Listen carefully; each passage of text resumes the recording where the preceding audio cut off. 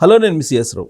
America అధ్యక్షుడిగా Trump 20వ తారీఖున జనవరి ప్రమాణ స్వీకారం చేయబోతున్నారు. ఫస్ట్ సంతకమే మొత్తం ఇండియన్స్ని అలాగే విదేశాల నుంచి వచ్చినటువంటి వాళ్ళని తరివేస్తారు అనేది ఇప్పటి వరకు వినిపిస్తుంది. అసలు వాస్తవంగా ఏం జరగబోతుంది ఆ దేశంలో, అలాగే ప్రపంచంలో ఉండేటువంటి ఆయా దేశాల్లో ఉండేటువంటి సిట్యుయేషన్ ఏంటి అనే దాని మీద మనం ఇంటరాక్ట్ అయ్యే ప్రయత్నం చేద్దాం. ప్రస్తుతం మన దగ్గర global tree overseas education consultancy chairman Subhakar గారు ఆల్పాటి ఉన్నారు. ఆయనతో ఇంటరాక్ట్ అవుదాం.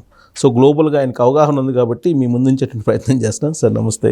నమస్తే అండి. సో సుభకర్ గారు, మొత్తం వింటుంటే కనుక ఈ మధ్యకాలంలో ట్రంప్ ఎన్నికైన తర్వాత అసలు ఇంకెవరిని ఉండేవారు ఆ దేశంలో, స్టూడెంట్స్ అంతా పొలోమని వచ్చేసేయాలి ఎవరి దేశాలకు వాళ్ళు అనేది వినిపిస్తుంది. ఏంటి యాక్చువల్గా ఏం జరగబోతుందా అమెరికాలో? ఇది కనుక మీరు చూస్తే ట్రంప్ 2.0 అండి. This is not the first time Trump elect అవుతాము. మనకి 2015 నుంచి 19 వరకు ఆయనే పవర్లో ఉన్నారు. అండ్ అప్పుడు కూడా కనుక మీరు చూస్తే కనుక ఎవరిని బ్యాక్ పంపించలేదు. Trump is anti illegal immigrants. Legal migrants is not against. ఇవాళ రోజున వరల్డ్ ఈజ్ వన్ ఎకానమీ అండి. మీకు మైగ్రెంట్స్ ఉండకపోవటం అనేది యుఎస్లో కానివ్వండి, ఆస్ట్రేలియాలో కానివ్వండి, యూకేలో కానివ్వండి అవ్వగలిగే పరిస్థితే లేదు. అంతవరకు ఎందుకండి? ఇండియన్స్ గురించి మనం మాట్లాడినా మనది కూడా there is a lot of migrant people here. మనం ఇప్పుడు టాటాస్ గురించి మాట్లాడామనుకోండి, వాళ్ళు పార్సీస్. అక్కడి నుంచి ఎప్పుడో 900 సంవత్సరాల క్రితం వచ్చారు. అంతవరకు మీరు ట్రంప్ గురించి మాట్లాడుతున్నారు.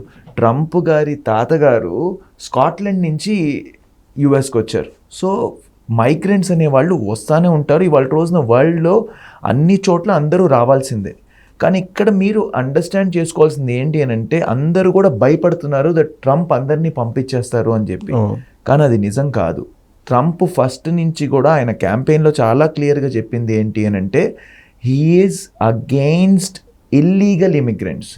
ఎవరి దగ్గర అయితే పేపర్స్ లేవో, ఎవరైతే ప్రూఫ్ లేకుండా ఎంటర్ అవుతున్నారో, ఎవరైతే ఇల్లీగల్గా వర్క్ చేస్తున్నారో వాళ్ళ మీద ఆయన కంపల్సరీ చర్య తీసుకుంటాను, బయట పంపిస్తాను అంటున్నారు. దానిలో కూడా స్పెసిఫికలీ ఆయన complete south Americans against. South Americans అంటే మెక్సికో, పోర్టోరికో, కొలంబియా ఇలాంటి కంట్రీస్ మేజర్లీ. ఇవన్నీ యుఎస్తో దే షేర్ అ బార్డర్.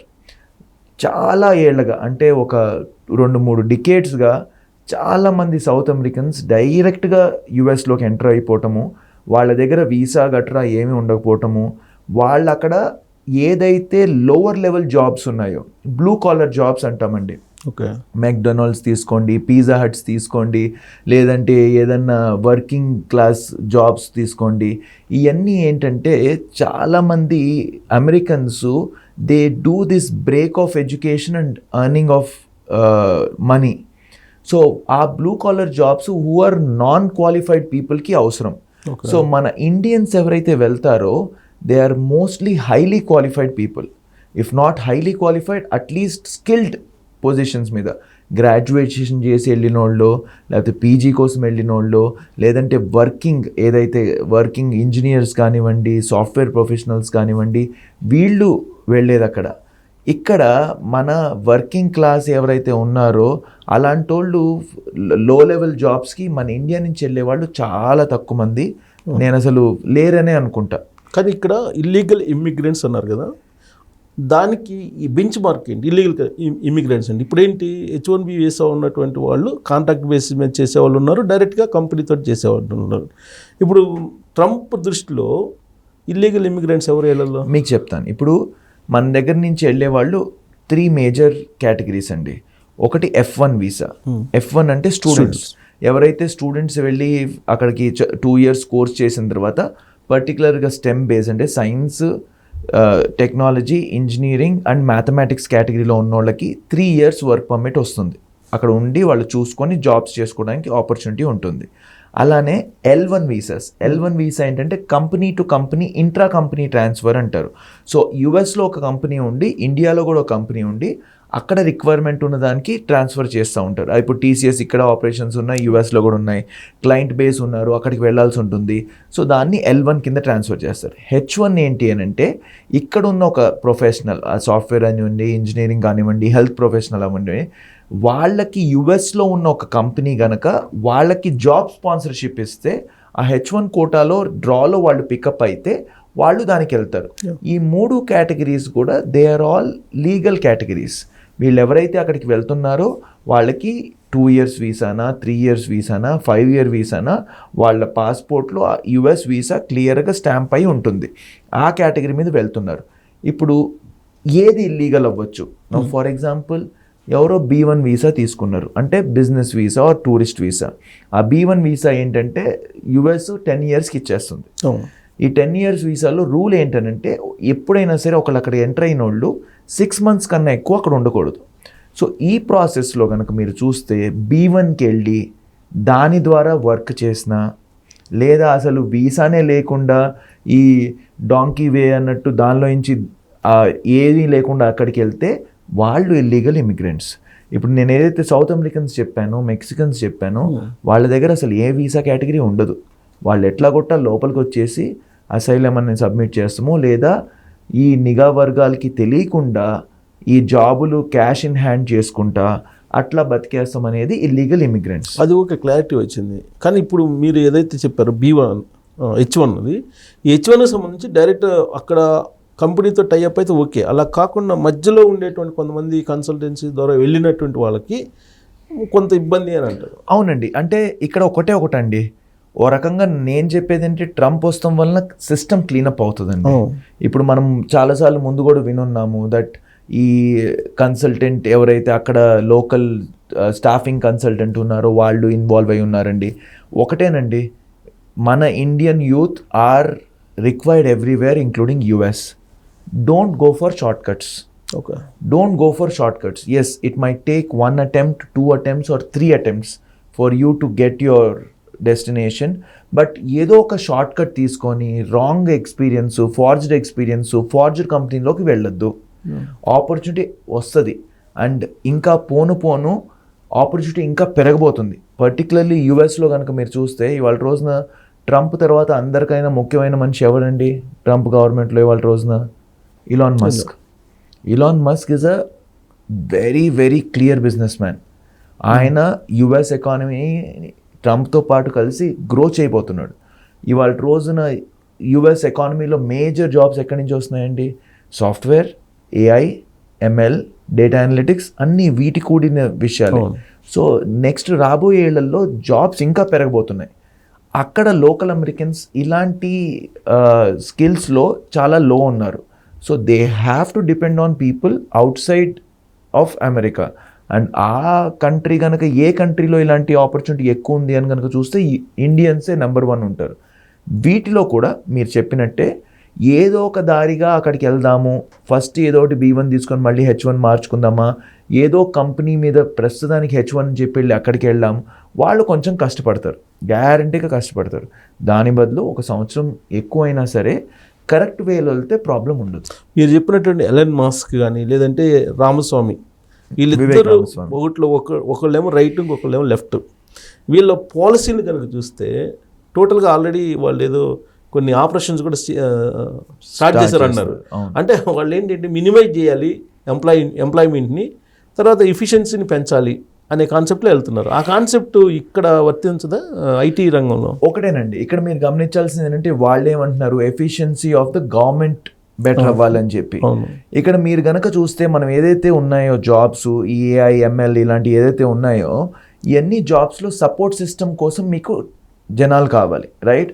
మీరు ఈ మధ్య జరుగుతున్న పెద్ద డిబేట్ కనుక మీరు గమనిస్తే కనుక AI వలన జాబ్స్ పోతాయా, ఇది ఒక పెద్ద డిస్కషన్ నడుస్తుంది. AI వలన తాత్కాలికంగా కొన్ని జాబ్స్ తగ్గచ్చేమో కానీ ఆన్ అ లాంగ్ రన్ దానివల్ల జాబ్స్ పెరుగుతాయి. సో మనం ఏంటంటే ఆ టెక్నాలజీ ఏంటి, ఆ టెక్నాలజీని అప్డేట్ చేసుకొని మనం ఆన్ ద ఫోర్ ఉండాలండి.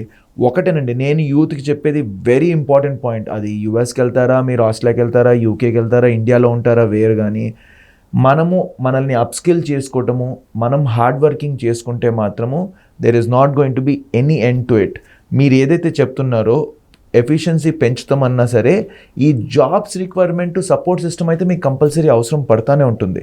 సో మనకి అందరము అది గొర్రెల మందులాగా ఎవడో ఒక కోర్స్ చేశాడంటే కంప్యూటర్ సైన్స్ చేశాడంటే కంప్యూటర్ సైన్స్కి వెళ్ళిపోయామని కాకుండా అసలు ఏఐ అనే కోర్స్ ఏంటి, ఎంఎల్ అనే కోర్స్ ఏంటి, డేటా అనలిటిక్స్ అంటే ఏంటి, ఇప్పుడు ఏమవుతుందంటే ఈ ప్రాసెస్లో ఎవరికైతే ప్రోగ్రామింగ్ ఇంట్రెస్ట్ లేదో వాడు కూడా వెళ్ళి కంప్యూటర్ సైన్స్ చేస్తున్నాడు జాబ్ వస్తుందని చెప్పి వాడు అక్కడ is not good at it. So వాడు ఏం చేస్తాడు, వాడు is not good at it కాబట్టి ఎవడో కన్సల్టెంట్ని పట్టుకొని జాబ్ కన్సల్టెంట్ని ఎట్లా కొట్ట ఫార్జ్ చేసుకొని డాక్యుమెంట్స్ చేసుకొని ఎట్లా కొట్ట బతకాలని నడిపేస్తుంది. దాని బదులు మీరు చేయాల్సింది ఏంటంటే ఇప్పుడు ఇన్ఫర్మేషన్ సిస్టమ్స్ ఉందండి, రైట్? ఇన్ఫర్మేషన్ సిస్టమ్స్లో ప్రోగ్రామింగ్ హెవీగా ఉండదు. సో ఇన్ఫర్మేషన్ సిస్టమ్స్ లాంటి ప్రోగ్రామ్ తీసుకోండి. డేటా అనలిటిక్స్ ఉంది, ఇవాళ రోజున data analytics has become a very important programme. దానికి వెళ్ళండి. మెషిన్ లెర్నింగ్ ఉంది, ఆర్టిఫిషియల్ ఇంటెలిజెన్స్ ఉంది. చాలామందికి ఇవాళ రోజున gaming is a very big industry, animation is a very big industry. Animation and gaming interest ఉన్న వాళ్ళు చాలామంది ఉన్నారు. Go on to that technology. అసలు ఇదే కాదండి, ఈ టెక్నాలజీ విషయంగా మనం పక్కకి వెళ్తే నెక్స్ట్ 2-3 ఏళ్లలో కోర్ ఇంజనీరింగ్ జాబ్స్ బాగా పెరగబోతున్నాయి. ఇప్పుడు ట్రంప్ మీరు చెప్పిన ప్రకారం చూస్తే కనుక manufacturing industry back in to US తీసుకురావాలి అని చెప్పంటున్నాడు. ఏదైతే ఈ మెక్సికో, చైనా ఇవన్నీ ఎక్కడి నుంచి అయితే వస్తున్నాయో, వెదర్ ఇట్ బి కార్ కానీ అదర్ ఇండస్ట్రీ కానీ, వీటన్నిటిని తగ్గించేసి he wants the industries to come. So core engineering, you're talking about mechanical, you're talking about electrical, you're talking about civil, all these core engineerings are also important. ఇవాళ రోజున మన youth understanding చేసుకోవాల్సింది ఏంటంటే you have to look at every other program. ఇదొక్కటే కాదు, engineering and technology పక్కన పెట్టండి, health care వర్కర్స్కి విపరీతమైన డిమాండ్ ఉంది. You are very skilled, you are ready to become a doctor. If not doctor, you want to be in a pharmacy line, you want be in a physiotherapy line. ఇది కాదు, health care workers US కానివ్వండి, వేరే developed కంట్రీస్లో అంతా కూడా ageing population చాలా ఎక్కువ ఉంది. ఈ ఏజింగ్ పాపులేషన్కి అక్కడ సపోర్ట్ సర్వీసెస్ చాలా హెవీగా ఉంటాయి. ఈ సపోర్ట్ సర్వీసెస్కి కావాల్సింది ఏంటంటే ఈ హెల్త్ కేర్ వర్కర్స్. సో దానిలో మీరు హైలీ క్వాలిఫైడ్ ఉండాల్సిన అవసరం లేదు, కానీ అది మీకు నచ్చాలి. That you know taking care of someone elderly, అది they are very well paid jobs. So మన యూత్ ఫస్ట్ ఆలోచించాల్సింది ఏంటంటే నాకు కావాల్సిన ఏరియా ఏంటి, నాకున్న ఇంట్రెస్ట్ ఏంటి, నాకున్న ప్యాషన్ ఏంటి. ఇవాళ రోజున సైకాలజీలో ఎన్ని జాబ్స్ ఉన్నాయండి. ఇవాళ రోజున mental health has become such an important thing. So nutrition has become such an important thing. Nutritionist అనేది మనకి అదేదో ఒక పెద్ద కొత్త టాపిక్ అనిపించేది. ఇవాళ రోజున nutritionist has become a very important job. So if you choose what suits you best and what is your forte, I think it should not be a problem. కానీ ఇక్కడ H4 అనేది ఒకటి ఉంది, రైట్? ఈ H4 వస్తుందని అందరూ wait చేయటం, అమెరికాలో ఉండే ఇండియన్స్ ఇద్దరు కపుల్ జాబ్ చేసుకుంటే హ్యాపీగా నడిచిపోద్దని, వాళ్ళకి డోర్స్ క్లోజ్ అయినట్టు అలా చెప్పలేమండి. ఇప్పుడు H4 అనేది is a dependent visa of H1 spouse, right? ఇప్పుడు మీరు కనుక చూస్తే H4కి వర్క్ రైట్స్ అనేది అప్రూవ్ అయింది ట్రంప్ గవర్నమెంట్ టైంలోనే, రైట్? సో అప్పుడు ముందు లేదు, రైట్? అప్పుడు దాకా వర్క్ రైట్స్ లేవు. వాళ్ళు H4 H1లోకి మారాలనే పాయింట్లో ఉన్నారు. ఇప్పటికి కూడా H4కి అది క్యాన్సిల్ చేయలేదు, రైట్? H4లో ఉన్నోళ్ళు H1కి ఈక్వలెంట్గా they can find jobs and they can work. అది క్లోజ్ అయిందని నేను చెప్పలేనండి. అంటే ఇప్పుడు it is a little too early to say, but Trump is a good businessman, right? So ఆయనకి గ్యారంటీగా తెలుసు that hurting their economy is not going to help. He is here and మళ్ళీ మాగా మేక్ అమెరికా గ్రేట్ అగైన్ అనే నినాదంతోనే వచ్చాడు. ఇవాళ రోజున Trump ఎందుకు వచ్చాడండి? మీకు ఒక విషయం చెప్తాను. అమెరికన్ పాలిటిక్స్ ఈసారి స్పెసిఫిక్గా, ప్రతిసారి అదేమై ఉండొచ్చేమో కానీ, ట్రంప్ కావాలని వస్తాం ఇంపార్టెంటా, లేకపోతే ఇప్పుడున్న డెమోక్రటిక్ గవర్నమెంట్ వద్దనే వల్ల ఈయన వచ్చాడా అని కనుక మీరు గమనిస్తే, ఒక రకంగా చెప్పాలంటే ఇప్పుడున్న డెమోక్రటిక్ గవర్నమెంట్ వద్దు అని చెప్పి రిపబ్లికన్ గవర్నమెంట్కి ఇచ్చారు. సో ఎందుకు? ఎకానమీ బాగా దెబ్బతిన్నది, దాని తర్వాత ఇంట్రెస్ట్ రేట్స్ బాగా పెరిగిపోయినాయి, జాబ్స్ కాస్త లో అయినాయి. ఇవన్నీ ప్రాబ్లమ్స్ మైండ్లో పెట్టుకునే జనాలు ఈయనకి ఇచ్చారు. ఈయన ప్రతిసారి ఏమంటున్నాడు, మళ్ళీ మనము జాబ్స్ ఇక్కడ ఎక్కువ తీసుకొస్తాము, ఇంట్రెస్ట్ రేట్స్ తగ్గిస్తాము అని చెప్పని. ఆ లెక్క ప్రకారం చూసుకుంటే గ్యారంటీగా ఆయన అదే విధంగా చేస్తుంటే అనిపిస్తుంది ఆల్రెడీ మాట్లాడుతున్న విషయం. So next year is what we will actually know what he is going to do. And ఏ రకంగా చూసుకున్నా మనము ఇప్పుడు ఏదైతే జనాలు అంటున్నారో భయపడాల్సిన అవసరం లేదండి. అక్కడ ఉన్నోళ్ళు కూడా విపరీతంగా భయపడాల్సిన అవసరం లేదు. ఆయన ఎప్పుడు కూడా ఇప్పుడు ఆయన ఫస్ట్ టర్మ్ అయితే అమ్మో ఏం చేయబోతున్నారో అనుకోవచ్చు. ఆల్రెడీ ఆయన ఒక టర్మ్ వచ్చేళ్ళున్నాడు, అప్పుడు కూడా ఎవరిని బయటికి పంపిలా. అప్పుడు కన్నా ఇప్పుడు కొంచెం మెచ్యూరిటీగా కనిపిస్తున్నాడు. ఎస్, ఇప్పుడు ఇంకా మెచ్యూర్డ్గా ఉన్నాడు. అండ్ ఇప్పుడు వచ్చే ఆయన టీం మెంబర్స్ కూడా ఇంకాస్త బెటర్గా ఉన్నారు. అండ్ నా పర్సనల్ పర్సెప్షన్ ప్రకారం కనుక చూస్తే ఇప్పుడున్న team members maximum pro India ఉన్నారండి. మీరు ఎవరినైనా చూసుకోండి, ఇంక్లూడింగ్ తులసి గబార్డ్ కానీ, ఇప్పుడు ఉన్న వివేక్ రామస్వామి కానీ, ఇలాన్ మస్క్తో సహా. తర్వాత ఈ హెల్త్కి సంబంధించి మినిస్ట్రీ కూడా కొంచెం ఇండియాకి ప్రోగానే ఉంటుంది. ఇండియా ప్రోకి ఇచ్చారు, ఆయన అలెక్స్ ఆయన కూడా ఇచ్చారు. వీళ్ళందరూ కూడా they've always been staunch supporters of India and very against China. So ఇప్పుడు ఇక్కడ ఇంకొక థర్డ్ పార్టీ మనం ఆలోచించాల్సింది అంటే China. Trump government and all is anti China. So ఇప్పుడు ఇవాళ రోజున వరల్డ్ టాప్ 5 ఎకానమీస్ కానీ కంట్రీస్ కానీ మీరు చూసుకుంటే కనుక ఆటోమేటిక్గా names of India and China ఆటోమేటిక్గా వస్తాయి మీకు. India, China, Japan, Germany and the US. So ఈ ఎకానమీస్లో మీరు చైనా లాంటి second largest economy which is a $9 trillion ఎకానమీని మీరు పక్కకు చేస్తే some other country has to take the position. ఆ పొజిషన్లో ఇండియా ఖచ్చితంగా ఛాన్సెస్ ఉంటాయి గ్యారంటీగా. అండ్ వీటన్నిటితో పాటు మీరు ఒక్కటి క్లారిటీ పెట్టుకోవాల్సింది ఏంటంటే Trump and Modi have got a very good relationship. ఆయన మొన్నటి కూడా ఆయన నా ఫ్రెండ్ అన్నాడు ప్రీ ఎలక్షన్ క్యాంపెయిన్లో. ఎలక్షన్ అయినది తెలిసి ఆయన గెలిచాడని తెలిసిన తర్వాత ఫస్ట్ 3 వరల్డ్ లీడర్స్లో మోడీ గారు కూడా ఫోన్ చేశారని చెప్పి అన్నారు. So it should not be bad అండి. అని రీసెంట్గా రియాక్ట్ కూడా అయినట్టున్నది కదా, హౌడీ మోడీ అనేది కార్యక్రమం పెట్టి is not a very typical అని చెప్పి ఏదో క్వశ్చన్ ఆయన ఒక మాట చెప్పాడు. ఎలా చెప్పాడంటే మోడీ గారి గురించి మాట్లాడతా, he's looks like a very soft and nice person but he's someone who can control and he's very firm అని చెప్పని అన్నారు. సో అంటే ఆయనకి మోడీ గురించి మంచి అండర్స్టాండింగ్ ఉంది. ఆయన చెప్పే ప్రకారం ఇవాళ రోజున ఇండియాని ఒక స్కేల్, ఒక లెవెల్కి తీసుకొచ్చారు మోడీ. అండ్ ఇవాళ రోజున ఇండియా కానీ మోడీ కానీ జనాలను అడిగే పరిస్థితి కాదు, కానీ మనం శాసించగలిగే పరిస్థితిలో ఉన్నామనే పాయింట్ వచ్చింది. అతను అసామాన్యుడు, సామాన్యుడు కాదు అనే యాంగిల్ మాట్లాడినట్టున్నారు కదా. రైట్. ఆయన అసలు normal world leaders, is one of the best world leaders అని చెప్పన్నారు. సో ఇవాళ రోజున టాప్ 5 ఎకానమీస్లో మనం ఉన్నాం కాబట్టి యుఎస్ తర్వాత వాళ్ళకి కావాల్సిన సపోర్ట్ సిస్టమ్ మనకు ఉంటుంది కాబట్టి నాకు తెలిసి next 3-4 years it's going to be good అండి. It's not going to be. మీరు చెప్పేది స్కిల్డ్ ఎంప్లాయీస్కి, స్కిల్ ఉన్నటువంటి వాళ్ళకి ఇబ్బంది ఏం లేదు. రైట్. కాకపోతే ఏంటంటే అక్కడ 1978 విదేశీ శత్రు చట్టం ఏదో ఒకటి ఉందంట, అది తీసుకొస్తారనేది ఒకటి. తర్వాత ఇప్పుడు అక్కడ ఉన్నటువంటి వాళ్ళకి, మన వాళ్ళు అక్కడ ఉండేటువంటి వాళ్ళకి H1B మీరు చెప్పిన ఏ వీసా మీద వెళ్ళిన వాళ్ళకి పిల్లలు పుట్టినా కానీ వాళ్ళకి పౌరసత్వం వస్తుంది. అలాంటి వెసులుబాటు ఉండదు ఇక అనేది ఒకటి. అంటే ఒక రకంగా చెప్పాలంటేనండి ఆ సిస్టమ్ని మన వాళ్ళు బాగా యూజ్ చేసుకున్నారండి. H1B ఉన్నోళ్ళు లేకపోతే గ్రీన్ కార్డు ఉన్నోళ్ళు పిల్లలు పుడతాం పక్కన పెట్టేస్తే, జస్ట్ మీకు కూడా తెలిసి ఉంటుంది, బేబీ పుడుతున్నారు అనగా 3-4 months ముందు వెళ్ళిపోయి అక్కడ పుట్టించుకొని గ్రీన్ కార్డ్ తీసుకొని వచ్చిన వాళ్ళు చాలామంది ఉన్నారు. ఒక రకంగా చెప్పాలంటే అమెరికన్ సిస్టమ్ కూడా కొన్ని విధాలుగా లొసుగులు ఉన్నాయి. రైట్. ఇప్పుడు వీసా కూడా వాళ్ళు ఇచ్చేది 10 years ఇస్తారు. మీరు ఇప్పుడు మనం UK తీసుకోండి, కెనడా తీసుకోండి, ఆస్ట్రేలియా తీసుకోండి, ఎనీ పార్ట్ ఆఫ్ యూరప్ తీసుకోండి, ఎక్కడికి వెళ్ళాలన్నా ఆ 10 years మాత్రం వీసా ఇస్తాడు. So US is a very business minded country first నుంచి కూడా. ఎప్పటి నుంచో అబ్రహం లింకన్ దగ్గర నుంచి కూడా అందరూ ఎట్లా అక్కడికి జనాలు రప్పించాలని. సో 10 years వీసా ఇచ్చేస్తున్నారు. సో ఇప్పుడు వీళ్ళు ఆ సిస్టమ్ మెయిన్గా తెస్తుంది ఎందుకు అని అంటే జనాలు వచ్చేసి అక్కడ డెలివరీ అయిపోగానే గ్రీన్ కార్డ్ వచ్చేసింది. అది కరెక్ట్ కాదు. Right. The number of people who are there, వాళ్ళు అక్కడ ఉండట్లేదు. ఎక్కడో ఉండి అక్కడ కంట్రీ నాకు పౌరసత్వం ఉంది అని చూపించుకోవడానికి. సో ఆ సిస్టమ్ ఫస్ట్ గట్టిగా కట్ చేస్తాడన్నది వినికిడి.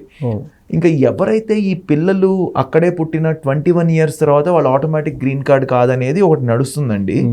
But it is going to be very difficult to move that because దానిలో చాలా వేల మంది ఉన్నారు, not just Indians, all across the globe, whether you talk about Chinese, whether you talk about South Koreans, whether you talk about Philippines, వీళ్ళందరూ are large populations there. So గ్యారంటీగా ఏదైనా ఆయన చేసే సిస్టంలో కొంచెం ఛాలెంజెస్ ఉండొచ్చు, కానీ ఆ విషయంలో వెసులుబాటు వస్తుందని ఎక్స్పెక్ట్ చేస్తున్నాను. అంటే ఫస్ట్ సైన్ దాని మీద చేస్తాడని వీళ్ళు అంత కొంచెం ఆందోళనగా అంటే కొంతమంది.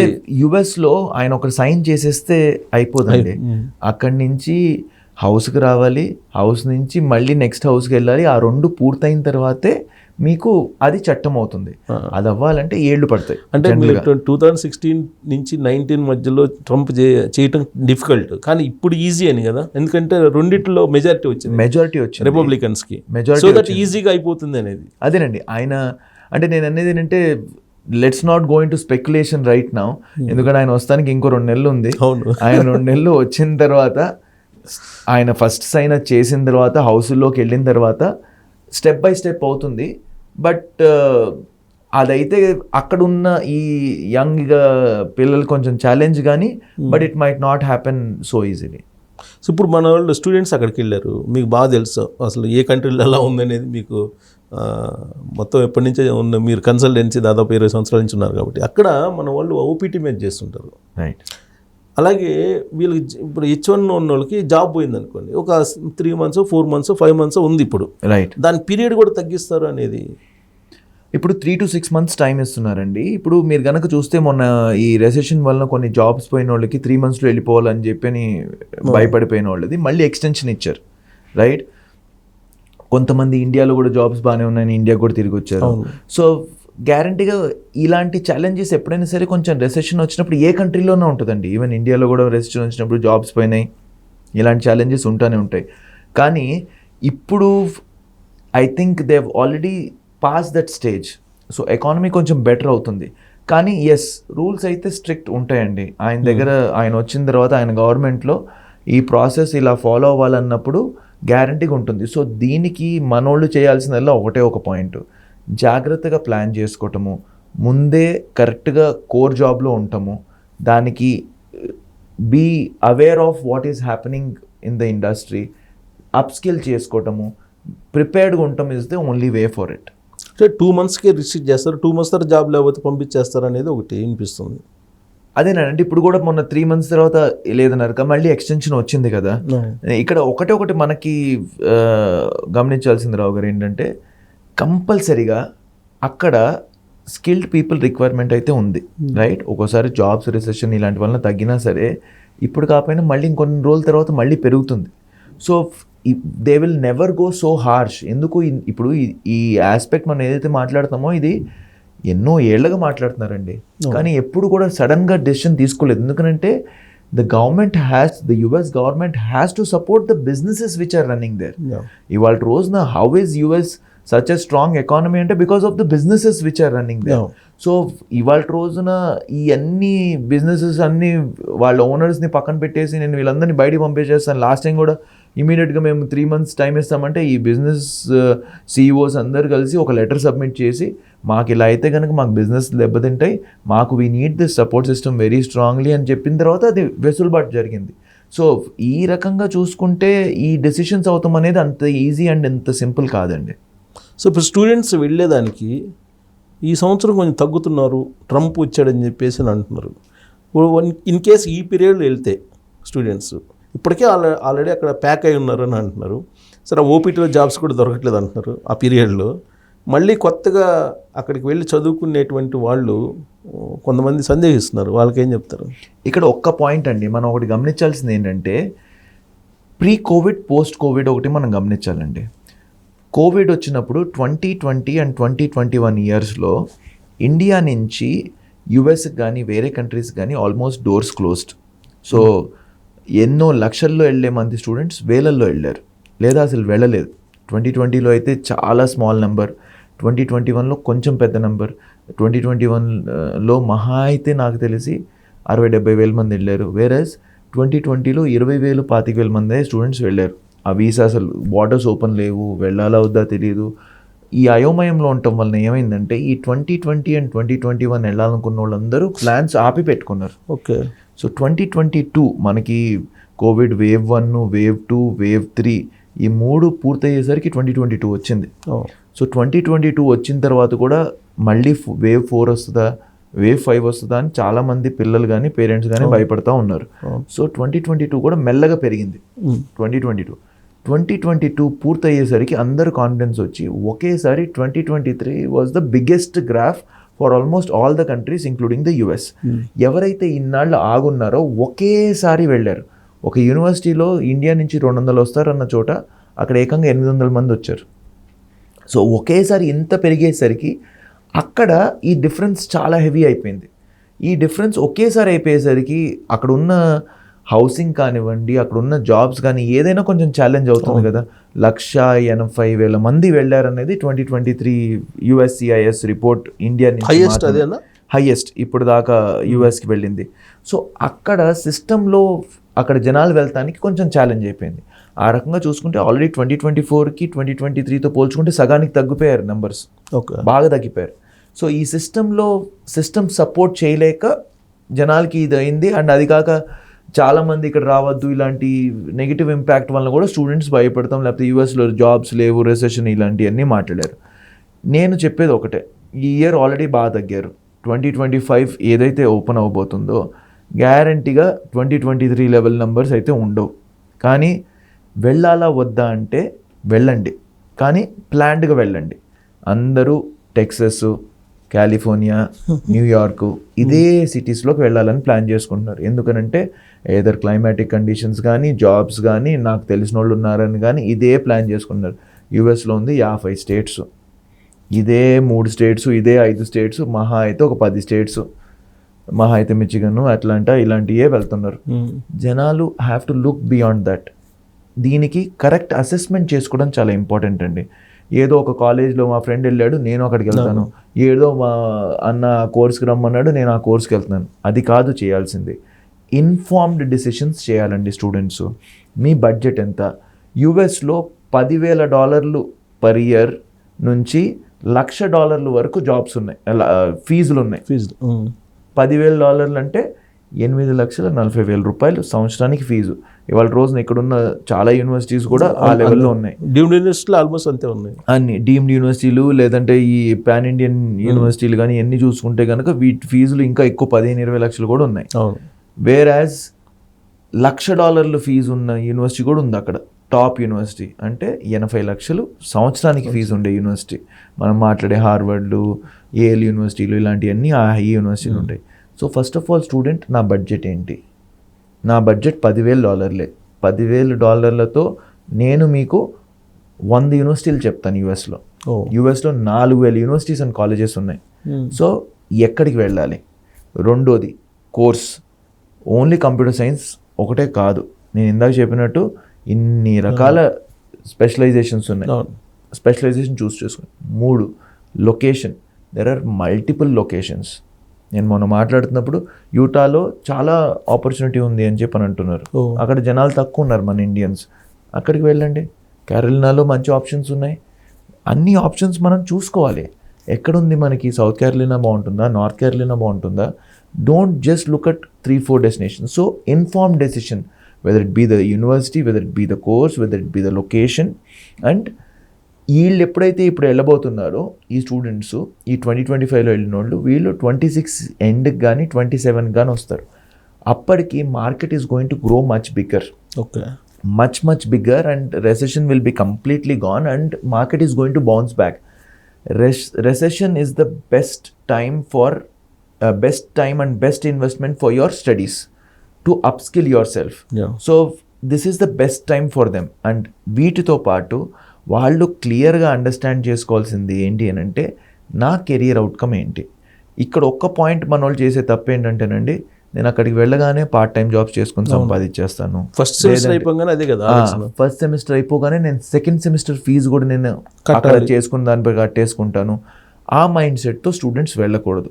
ఇవాళ రోజున లో ఇంట్రెస్ట్ రేట్తో లోన్స్ దొరుకుతున్నాయి. అది మీరు యుఎస్ బేస్డ్ కంపెనీస్ చాలా ఉన్నాయి, తర్వాత ఇక్కడ ఇండియన్ బ్యాంక్స్ కూడా చాలా ఇస్తున్నాయి. సో ఏదైతే ఇస్తున్నాయో మీరు కరెక్ట్గా ప్లాన్ చేసుకోండి. నా ఎడ్యుకేషన్ లోన్ ఎంత తీసుకుంటాను, ఈ ఎడ్యుకేషన్ లోను కోర్స్ పూర్తయిన తర్వాత జాబ్ వచ్చిన తర్వాత over the next 10 years pay చేసుకోవచ్చు. సో ఇప్పుడు అక్కడ వెళ్ళిపోయి పార్ట్ టైం జాబ్ చేసుకొని మా పేరెంట్స్కి బరువు ఉండకూడదు, నేను ఫస్ట్ సెమిస్టర్ ఇప్పుడు ఒక 4.5 లక్షలు 5 లక్షలు కట్టినప్పటి నుంచి నెక్స్ట్ డే వెళ్ళిపోయి నా లివింగ్ ఎక్స్పెండిచర్ నేనే చూసుకోవాలి, నా ట్యూషన్ ఫీజు నేనే కట్టుకోవాలంటే అది తప్పు.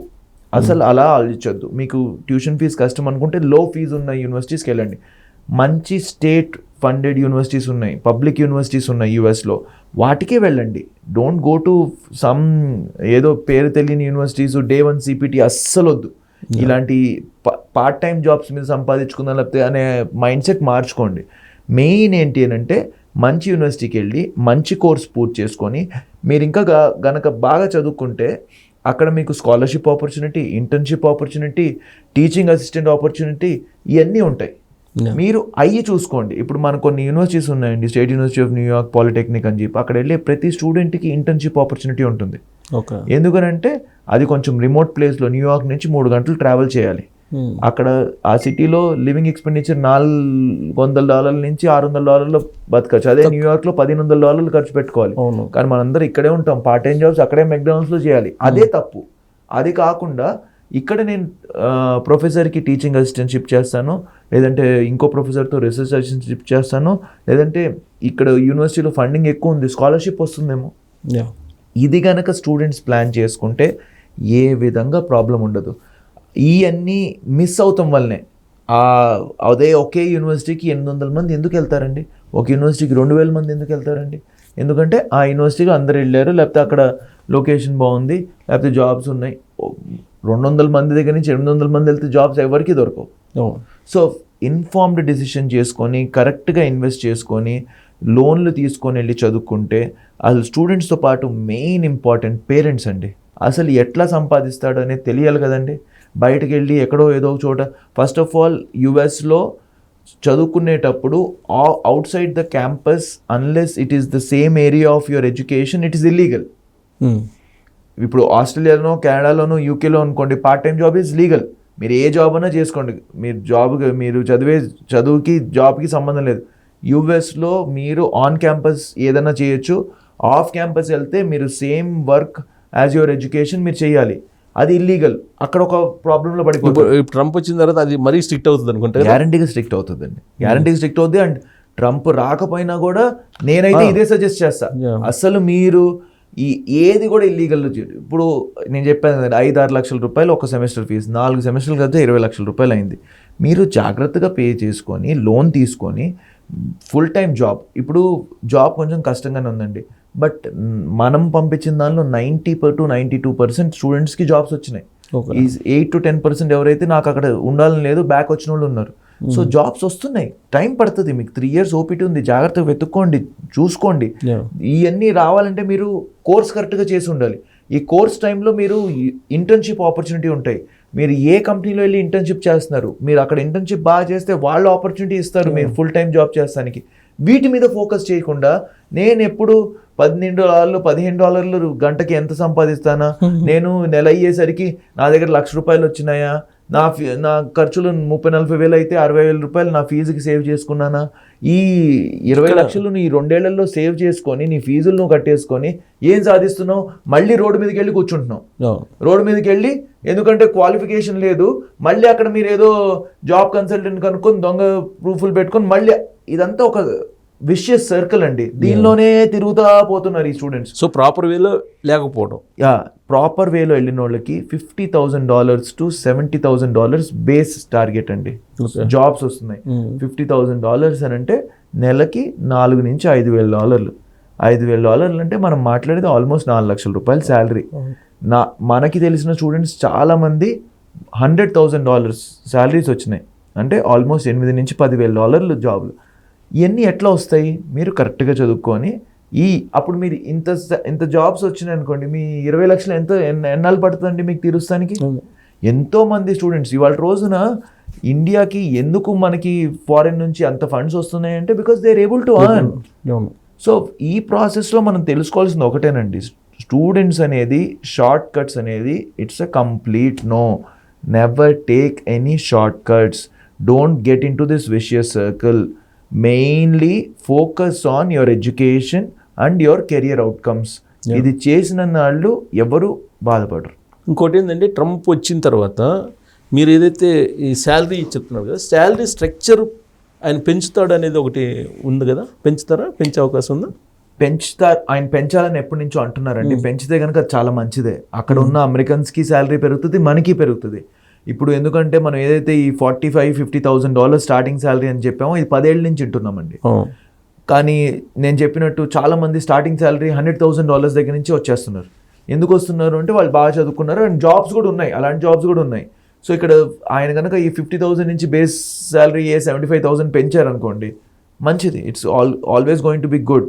అండ్ ఈ అన్ని ప్రాసెస్లో ఒకటేనండి, షార్ట్ కట్స్ లేకుండా జాగ్రత్తగా చదువుకుంటే మీరు కూడా అదే కేటగిరీలోకి వెళ్తారు, ఇంకా ఎక్కువ సంపాదిస్తారు. సో ఇంకొకటి వినిపిస్తుంది ఏంటంటే ట్రంప్ స్టూడెంట్స్గా ఉన్నప్పుడే గ్రీన్ కార్డ్ ఇస్తారనేది ఇంకొకటి వినిపిస్తుంది సోషల్ మీడియాలో ఫుల్గా. అది ఆయన క్యాంపెయిన్లో ఇచ్చిన ఇదండి. ఆయన అన్నది ఏంటంటే ఎవరైతే ఈ స్టూడెంట్స్ వచ్చి అక్కడ చదువుకుంటున్నారో they are assets to the country. And మీరు కనుక చూసుంటే కనుక న్యూస్లో ఇండియన్స్ ద్వారా billions of dollars in taxation వస్తుంది. Indians are one of the highest tax paying non Americans in the US. So ఆయన అనేది ఏంటి, వాళ్ళు ఇక్కడ వచ్చి ఇక్కడ మన యూనివర్సిటీస్లో చదువుకుంటున్నప్పుడు వీళ్ళందరూ they are all qualified people. వీళ్ళు ఇండియాకి వెళ్ళకూడదు, బ్యాక్ ఆ కంట్రీస్కి వెళ్ళిపోతే మనము ఇచ్చిన టెక్నాలజీ వేస్ట్ అయినట్టు. సో అలాంటి వాళ్ళకి అసలు నేను ఇక్కడ ఉండటానికి కష్టపడాలి, ఎట్లా జాబ్ తెచ్చుకోవాలనే బాధ రాకూడదు, డైరెక్ట్గా గ్రీన్ కార్డ్ ఇవ్వాలని చెప్పి అన్నాడు. నేనైతే చాలా కోరుకుంటానండి అది కనుక అయితే చాలా బాగుంటుంది మన ఇండియన్స్కి, మంచి మంచి యూనివర్సిటీస్లో చదివిన వాళ్ళకి.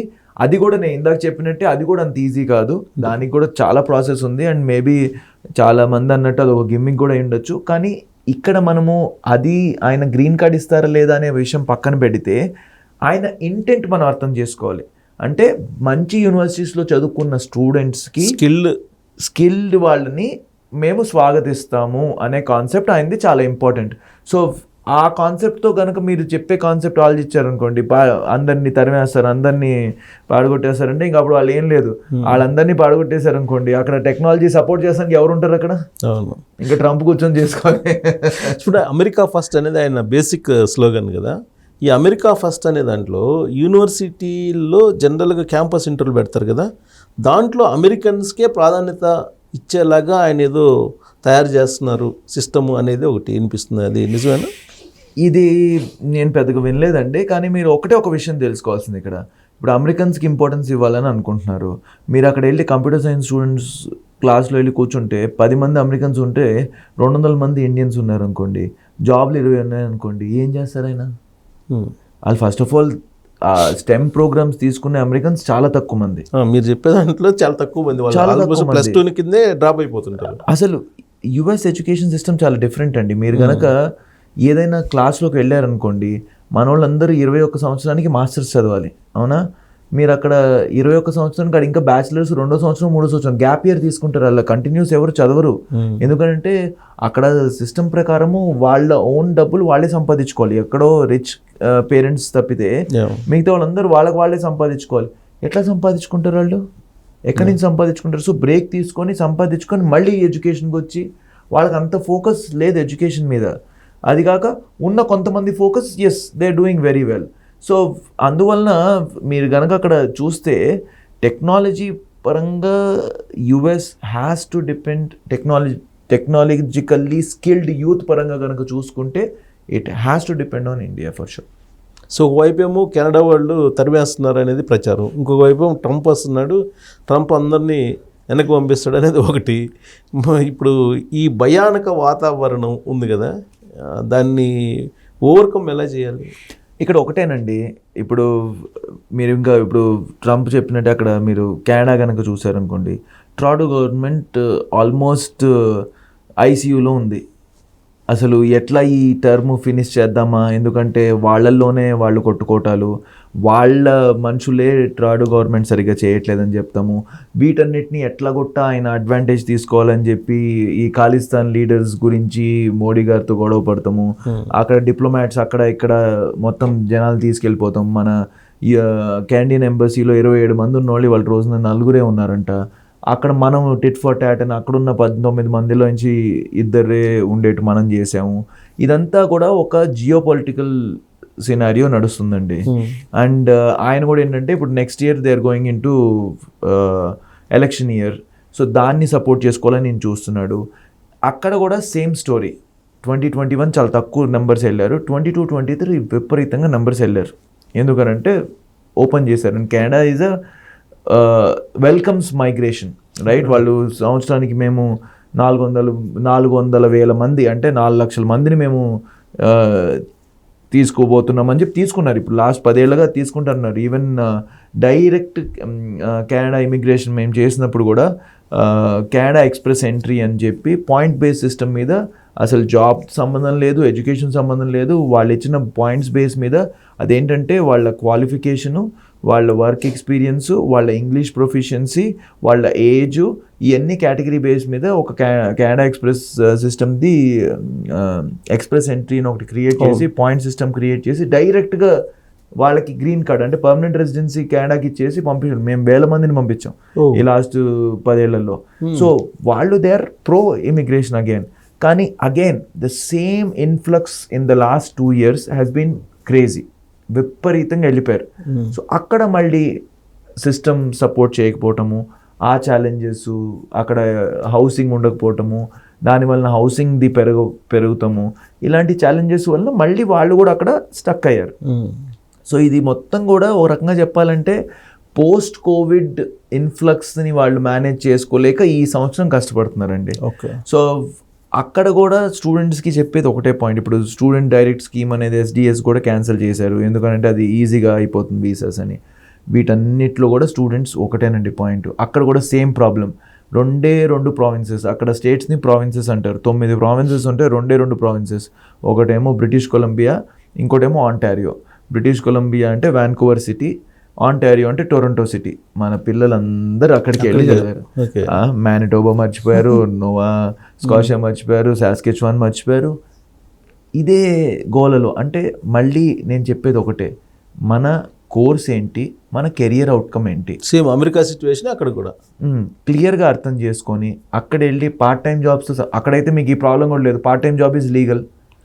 కెనడాలో లీగల్. ఆ Canada part time jobs 40 hours నుంచి 24 hours తగ్గించారు. ఎందుకనంటే ఈ పోస్ట్ కోవిడ్ టైంలో 40 hours నుంచి అన్లిమిటెడ్ నెంబర్ ఆఫ్ అవర్స్ అని చెప్పి కండిషన్ పెట్టారు. No problem with any number of hours they are going to do అని చెప్పని కండిషన్ పెట్టారు. సో ఈ ప్రాసెస్లో ఏమైపోయింది, ఈ నెంబర్ ఆఫ్ అవర్స్ ఎక్కువ అయిపోయేసరికి పార్ట్ టైమ్స్ ఎక్కువ అయిపోయి అన్నీ. సో ఇక్కడ కూడా స్టూడెంట్స్ గెట్ డైవర్టెడ్ అండి. చాలామంది ఏంటంటే పార్ట్ టైం జాబ్స్ చేసుకున్నామా, మన ఇండియన్స్ స్టూడెంట్స్ కొంచెం ఆలోచించాల్సిన విషయం ఏంటంటే don't look for short cut again. అక్కడ కూడా ఏంటంటే ఈ 2 years కోర్స్ని 3 ఏళ్ళ పాటు ఎట్లా చేద్దామా, లేకపోతే 4 ఏళ్ళ పాటు చేద్దామా, ఒక బ్రేక్ తీసుకొని ఫుల్ టైం పార్ట్ టైం చేసుకుందామా. వాడికి నెలకి 1-2 లక్షలు డబ్బులు కనిపిస్తాయి. అది నేను 2 ఏళ్ళు అయ్యేసరికి 40 లక్షలు సేవ్ చేసుకున్నాను, ఇంటికి డబ్బులు పంపించాను. పేరెంట్స్ కూడా క్వశ్చన్ చేయాలి, అరే నువ్వు క్లాస్కి వెళ్తున్నప్పుడు నువ్వు ₹1,00,000 ఇంటికి ఎట్లా పంపిస్తున్నావు, నువ్వు ఫీజులు ఎట్లా కట్టుకుంటున్నావు, నీ లివింగ్ ఎక్స్పెన్సెస్ ఎలా కవర్ అవుతున్నాయి. ఈ ప్రాసెస్ కనుక మనం రీసెట్ చేసామనంటే మళ్ళీ స్టూడెంట్స్ అక్కడ ఏ ప్రావిన్స్కి వెళ్ళాలి, ఏ కోర్స్కి వెళ్ళాలి, కెరియర్ అవుట్కమ్ ఏంటి అని కనుక ప్లాన్ చేసుకుంటే ఛాలెంజ్ ఉండదు. సో మొత్తం వరల్డ్లో మన వాళ్ళు ఎక్కువ వెళ్ళేది US, Canada, Australia, UK, New Zealand. ఇవే ఈ 4 న్యూజిలాండ్ కూడా చాలా తక్కువ. న్యూజిలాండ్ ఒకప్పుడు వెళ్ళేవాళ్ళు కానీ ఈ మధ్య న్యూజిలాండ్ బాగా తగ్గిపోయింది. ఈ 4 Big 4 అంటారు, US, UK, Australia, Canada. So వీటిలో ఈ లాస్ట్ 4 ఏళ్లలో కనుక చూస్తే హైయెస్ట్ నెంబర్స్ వెళ్ళింది US అండ్ యూకేకి బాగా వెళ్తున్నారు ఈ మధ్య. ఎందుకంటే యూకేకి 2 years post study work rights ఇచ్చారు. వాళ్ళు బ్రెగ్జిట్ అయిన తర్వాత యూరోప్ నుంచి ఎక్కువ సపోర్ట్ లేదని చెప్పి ఇండియన్స్ కూడా ఎక్కువ కావాలని చెప్పి చూస్తూ ఉన్నారు. So UK and US have been on the top of the chart, followed by Canada. Canada అయితే ఒక సంవత్సరం అందరికన్నా ఎక్కువ నెంబర్స్ వెళ్ళారు ఇండియా నుంచి అని చెప్పని అన్నారు. ఒక రకంగా చెప్పండి, మన తెలుగు రాష్ట్రాలతో పోల్చుకుంటే కెనడాకి నార్త్ నుంచి ఎక్కువ మంది వెళ్తారండి. వేరేజ్ యుఎస్కి మన తెలుగు రాష్ట్రాలు సౌత్ నుంచి ఎక్కువ ఫోకస్ ఉంటుంది. అలానే గుజరాత్ నుంచి కూడా బాగానే ఉంటుంది. ఇంకా యూకే కంటారా మన సౌత్ తెలుగు రాష్ట్రాలు బాగున్నాయి అండ్ వేరే సిటీస్ కూడా ఉన్నాయి. ఆస్ట్రేలియా ఈ కోవిడ్ తర్వాత కొంచెం తగ్గింది నెంబర్స్, బికాజ్ వాళ్ళ రెస్ట్రిక్షన్స్ చాలా గట్టిగా పెట్టుకున్నారు. వాళ్ళు కూడా మళ్ళీ నెక్స్ట్ ఇయర్ ఎలక్షన్ ఇయర్లోకి వెళ్ళబోతున్నారు. వాళ్ళు కూడా ఇమిగ్రేషన్కి లిమిటేషన్స్ కండిషన్స్ పెడుతున్నారు. కానీ నేను చెప్పేది ఏంటంటే whole of the world is depend on Indian youth అండి. సో మేబీ ఒక 1-2 years వాళ్ళు బ్రేక్స్ అయ్యొచ్చేమో, కానీ next decade is going to be for the Indian youths. So world wide మీరు ఈ వార్స్ జరుగుతున్నాయి కదా, ఉక్రెయిన్, రష్యా, ఇజ్రాయెల్, ఇరాన్, ఇవన్నీ జరుగుతున్నాయి కదా. సరే డైరెక్ట్గానే ఇండైరెక్ట్గానే ఈ మనం చెప్పుకున్న ఈ కంట్రీస్ అన్నిటికీ ఎంతో కొంత రిలేషన్ ఉంటుంది, ఇన్వాల్వ్మెంట్ ఉంటుంది, రిలేషన్ ఉంటుంది. ఇలాంటి సిచ్యువేషన్లో ఇప్పుడు స్టూడెంట్స్ ఏ కంట్రీకి పోవాలి అంటే బెస్ట్ ఆప్షన్ ఏం చెప్తారు? మీరు కనుక చూస్తే ఈ బిగ్ ఫోర్లోనే మనకి లాస్ట్ ఇయర్ పార్లమెంట్ రిపోర్ట్ ప్రకారము 1.3 million అంటే 13 లక్షల మంది ఇండియా నుంచి అబ్రాడ్ వెళ్ళారండి. దానిలో ఈ బిగ్ ఫోర్ అంటే between US, UK, Canada and Australia almost 7-8 లక్షల మంది ఈ కంట్రీస్కే వెళ్ళారు. ఇంకా ఈ రష్యా, యుక్రెయిన్, తర్వాత కొంచెం చైనా ఇలాంటి వాటికి కొంత మోర్ ఆఫ్ మెడిసిన్ స్టూడెంట్స్ వెళ్ళారు. ఎక్కడికి? వేరే కంట్రీస్, రష్యా, యుక్రెయిన్, చైనా ఇలాంటి వాటికి అదొక 1 లక్ష పైగా వెళ్ళారు. ఇంకా మిగతా అంతా మాట్లాడితే మీరు మలేషియా, సింగపూరు, UAE కానీ, దాని తర్వాత ఈ మధ్య జపాను, సౌత్ కొరియా ఇలాంటి కంట్రీస్ అన్నీ కూడా స్టూడెంట్స్ వెళ్తూ ఉన్నారు.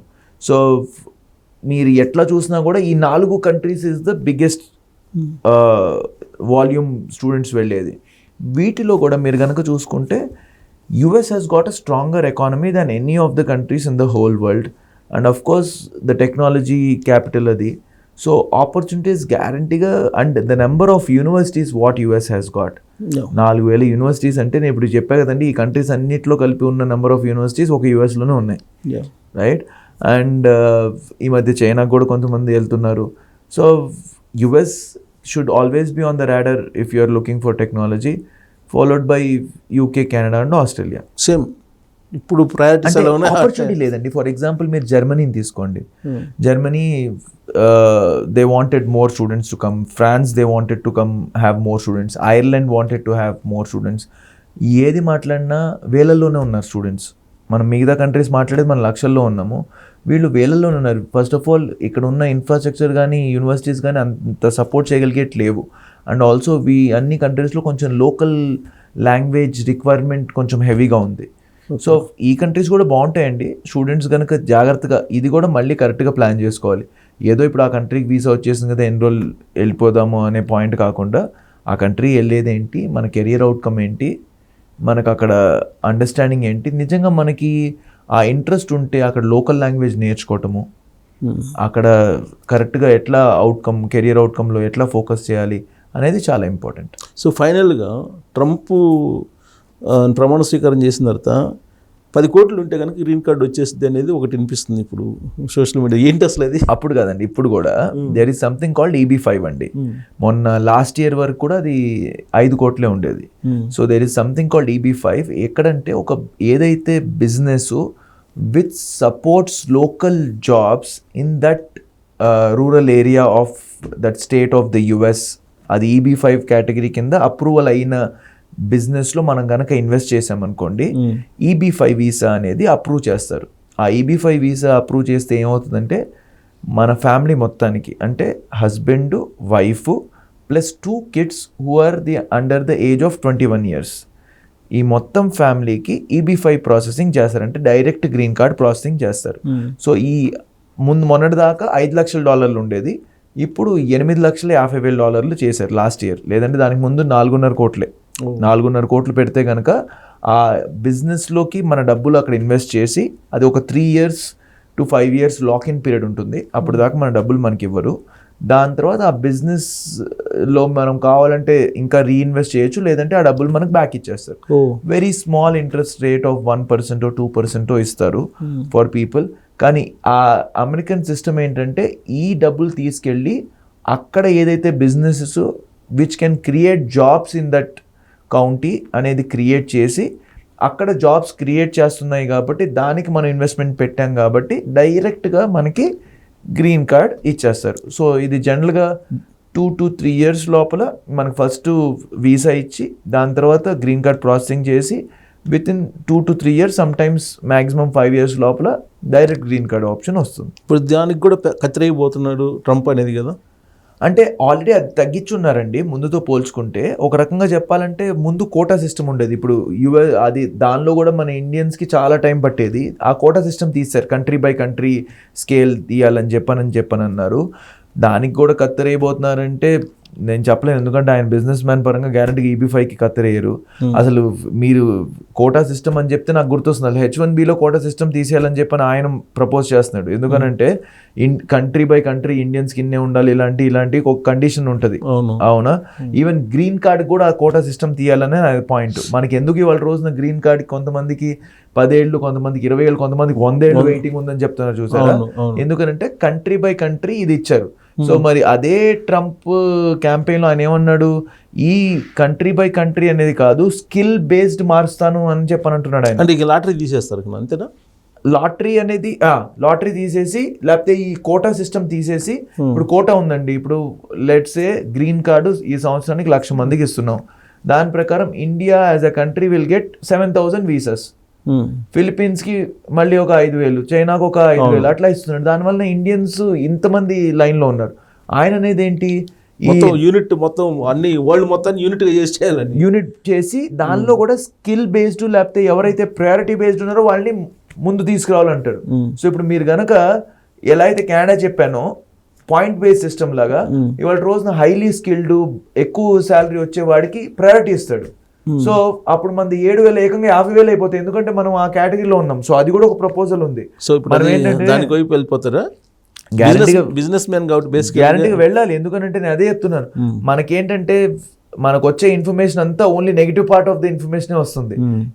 ఈ ప్రపోజల్ కూడా ఆయన చెప్పున్నాడు, right, where he has said that ఈ quota system for green card మార్చేయాలి, I want to reset it and make it like Canada express entry లాగా, వేర్ మంచి స్కిల్ ఉండి యంగర్ ఏజ్ ఉన్నోళ్ళు, దాని తర్వాత higher salary category, higher work experience ఉన్నోళ్ళని prioritise చేయాలని చెప్పనే పాయింట్ ఆయన చెప్తున్నాడు. అది కనుక అయితే ఇండియన్స్కి అది బ్లెస్సింగ్. ఈ green card system of 100 years waiting అని ఏదైతే చెప్తున్నారో that will be coming down drastically, ఎందుకంటే మన వాళ్ళు స్కిల్లోనే ఎక్కువ మంది ఉన్నారు. సో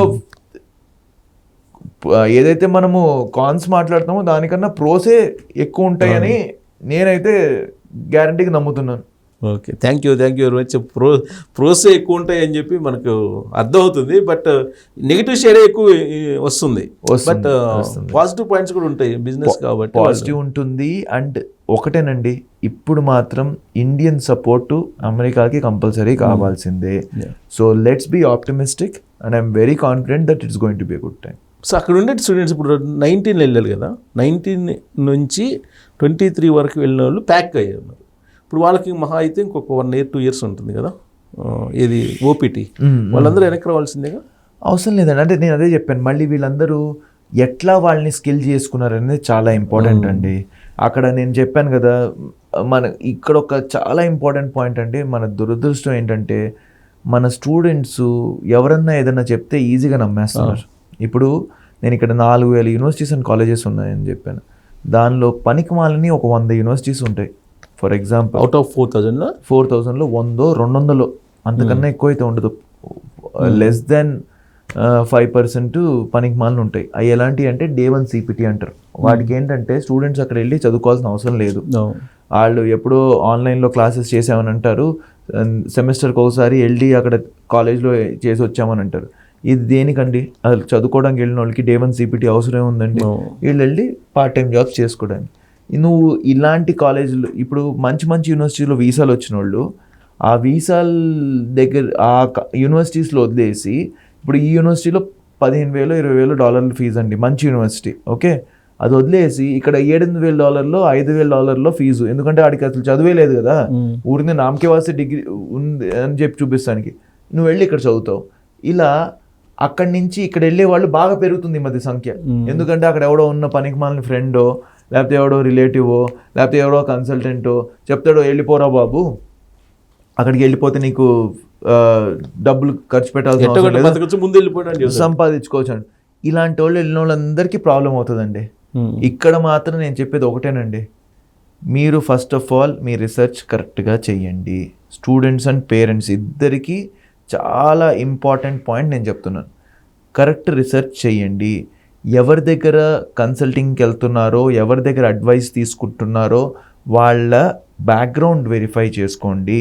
ఇప్పుడు మన కంపెనీ లాంటిది ఉంది, AIRC, American international recruitment council certified company, ICEF certified company, మనకి నాఫ్సాతో క్లోజ్ కోఆర్డినేషన్ ఉంది, Indo American chamber of commerce నుంచి కలుస్తాం, ఎడ్యుకేషన్ USAతో పాటు కలిసి వర్క్ చేస్తాం, US కాన్సులేట్తో కలిసి వర్క్ చేస్తాం. ఇలాంటి కంపెనీస్ అడ్వైస్ కరెక్ట్గా చేస్తాయి. ఇలాంటి ఇవన్నీ ఏమి లేకుండా పుట్టగొడుగులాగా చిన్న సందులో ఎవడో పెట్టాడు, ఒక రూమ్ అక్కడికి వెళ్తాడు. అక్కడికి ఎందుకు వెళ్తాడు? ఎవడో ఫ్రెండ్ తీసుకెళ్ళాడని చెప్పని అంటాడు. ఆడికి అసలు సర్టిఫికేషన్ ఉందా, గైడెన్స్ ఉందా, అసలు పార్ట్నర్షిప్ ఉందా? మనకి 300 యూనివర్సిటీస్తో పార్ట్నర్షిప్ ఉంది US లో. ఆడికి అసలు ఒకటి ఉండదు. ఎవరి దగ్గర నుంచో ఏదో అడ్మిషన్ తెప్పించేసుకుంటాడు.